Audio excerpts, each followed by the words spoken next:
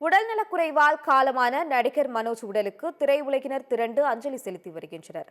1976ஆம் ஆண்டு பிறந்த மனோஜ் 1999இல் தந்தையும் இயக்குனருமான பாரதி ராஜா இயக்கத்தில் உருவான தாஜ்மஹால் படம் மூலம் நாயகனாக அறிமுகமானார்.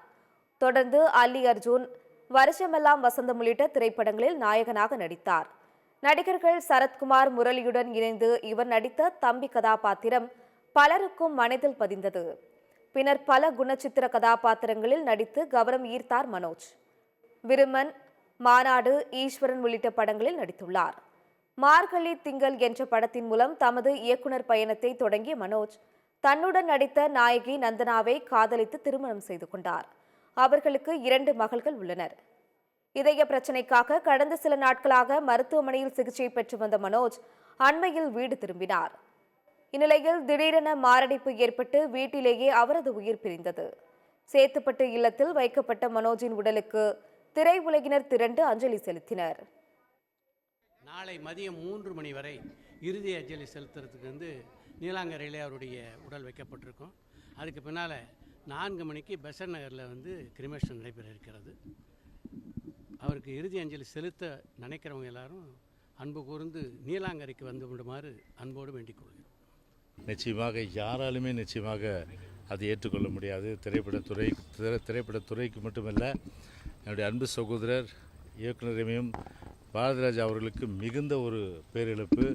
இதை நிச்சயமாக அந்த வார்த்தைகளால் சொல்ல முடியாத அளவுக்கு அந்த பேரிழப்பு நிச்சயமாக இருக்கின்ற ஒரு சூழ்நிலையிலே கழகத்தின் சார்பில், கழக பொதுச்செயலாளர் சார்பிலே அவருக்கு இப்போது இறுதி அஞ்சலி செலுத்தப்பட்டது என்பதை தெரிவித்துக் கொள்கின்றேன். மனோஜுடைய மரணம் உண்மையினால் நம்ப முடியாத ஒரு சூழல் இருக்குது.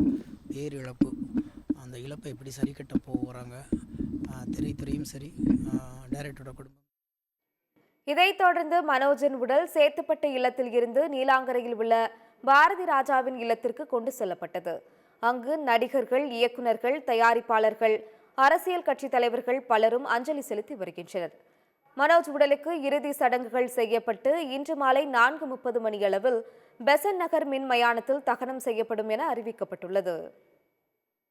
நடிகர் மனோஜ் மறைவுக்கு இரங்கல் தெரிவித்துள்ள முதலமைச்சர் மு.க. ஸ்டாலின், இளம் வயதிலேயே அவரது எதிர்பாராத மறைவு அதிர்ச்சி அளிப்பதாக கூறியுள்ளார். இதேபோன்று எதிர்க்கட்சித் தலைவர் எடப்பாடி பழனிசாமி, தமிழக பாஜக தலைவர் அண்ணாமலை, நடிகர் கமல்ஹாசன், கவிஞர் வைரமுத்து உள்ளிட்ட பிரபலங்களும் மனோஜ் மறைவுக்கு இரங்கல் தெரிவித்துள்ளனர்.